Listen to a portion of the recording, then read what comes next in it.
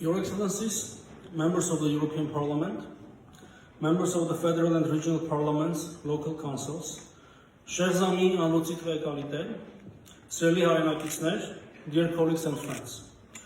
D'abord, je voudrais exprimer notre profonde gratitude à la ville de Bruxelles pour la coopération et mettre à notre disposition cette salle extraordinaire pour cette célébration de l'Arménie.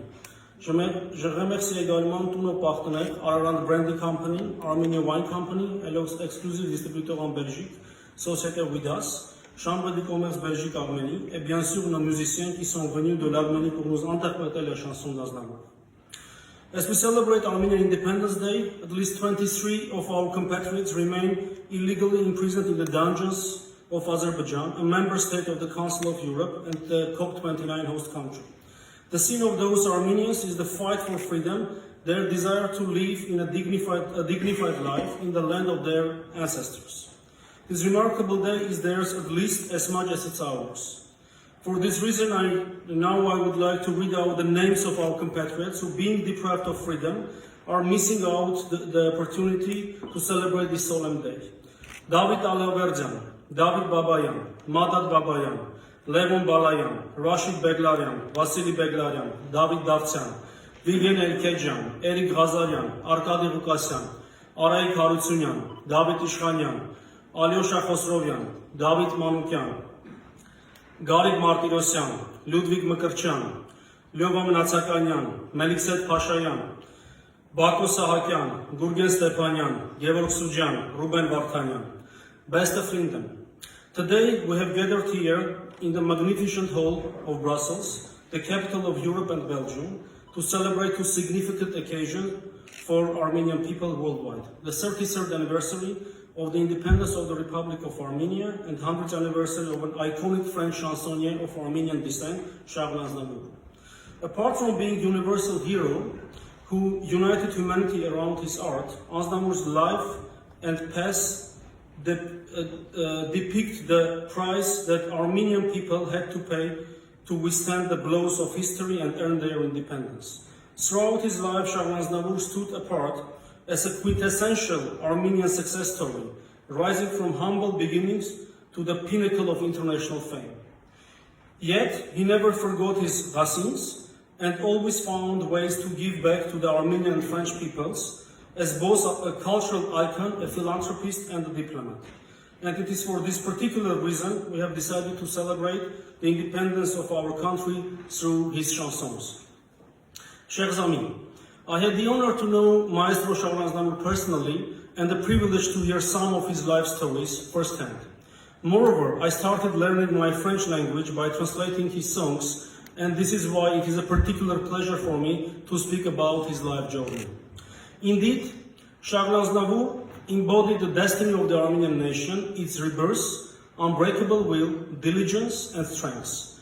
Being born to a family of immigrants who survived the Armenian genocide, he knew from his personal experience how hard it is to live on a foreign land, to become a part of it while not losing the origins, thus sharing the destiny of all Armenians who, as a result of the genocide, found refuge in different parts of the world and had to start their lives anew. And this is why he was singing. Les immigrants comme crois-tu qu'ils ont aimé? Ils ont aimé en bénissant leur première-née. En que s'y mélanger leur sang, leurs traditions et leurs accents, ils ont bientôt créé un univers nouveau sans holocauste et sans ghetto. Yet Aznavour is mostly famous for his love ballads. His existential search for love and happiness resonated with millions of hearts around the globe. However, it was his tribute to his foreign ancestors who will remain indelible, and it was here when he wrote, Ils sont tombés en croyant ingénus que leurs enfants pourraient continuer leur enfance. La mort les a frappés sans demander leur âge, puisqu'ils étaient fautifs d'être enfants d'Arménie. Beste vrienden, Tigran Balayan considered himself 100% Armenian, 100% French, and 100% world citizen, and rightly so. One shall be so to be declared national hero of Armenia, father of French song, artist of century, and ambassador of goodwill. At the same time, in his memoirs, He writes, "Since I have only one surname, a small part of me, of my soul, will always remain Armenian."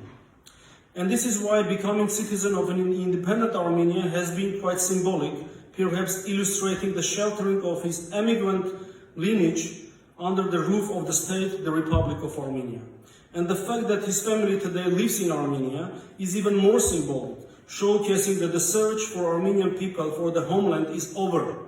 Because 33 years ago, Armenia regained its independence, has become a full-fledged sovereign member of the United Nations.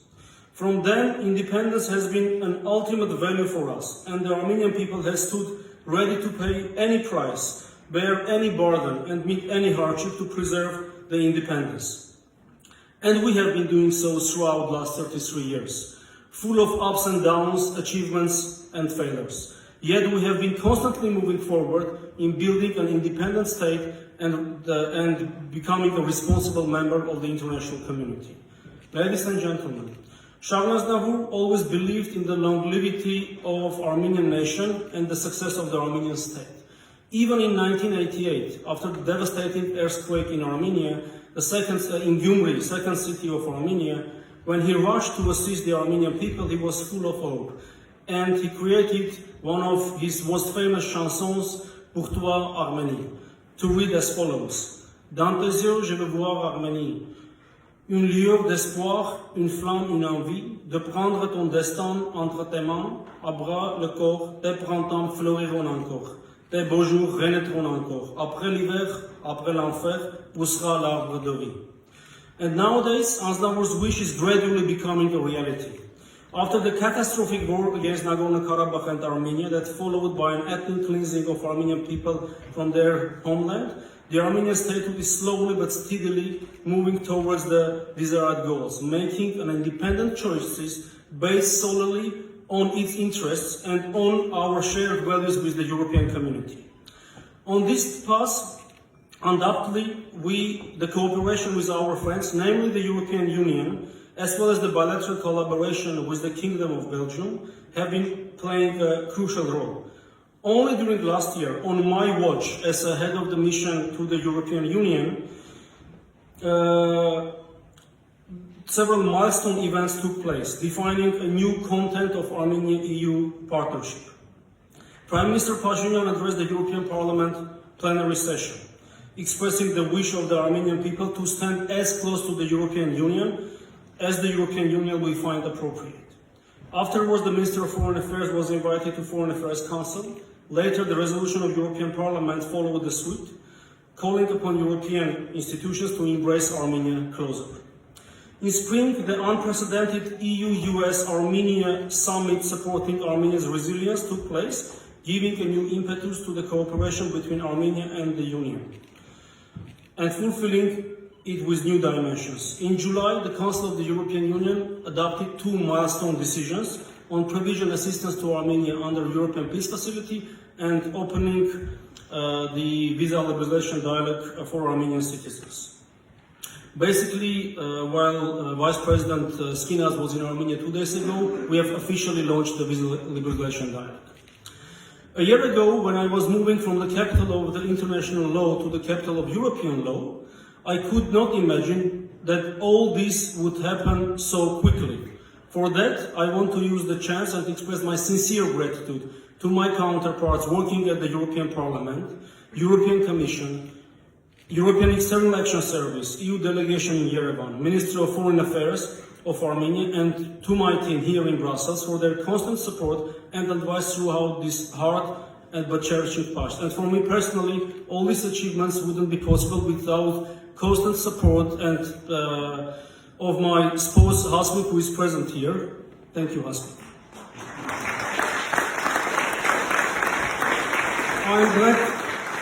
I'm glad to mention that we have had achievements also on our bilateral track. Belgium is a country dear to my heart, not only because as a diplomat I had my first posting here, but also my daughter was born here. But the opening of the embassy in Yerevan, Belgian resident embassy in Yerevan, and the appointment of a very active bilateral ambassador there has been a significant step in our relations. Now we need to concentrate on elevating economic cooperation, onto a new level to meet our political commitments. Whether bilaterally or multilaterally, there is a much more to be done. There is a road of hard work ahead of us. And on our side, we are all ready to take on the challenge. Dear friends, Aznavour had a belief that miseries of life are less painful in the country of his dreams by singing Emmenez-moi au bout de la terre, emmenez-moi au pays des merveilles. Il me semble que la misère sera moins pénible au soleil.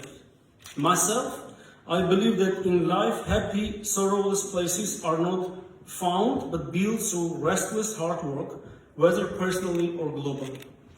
To have a strong and developed statehood, we need to have a relentless commitment to the universal values of rule of law, good governance and democracy, while creating structures to make those commitments practically indivisible.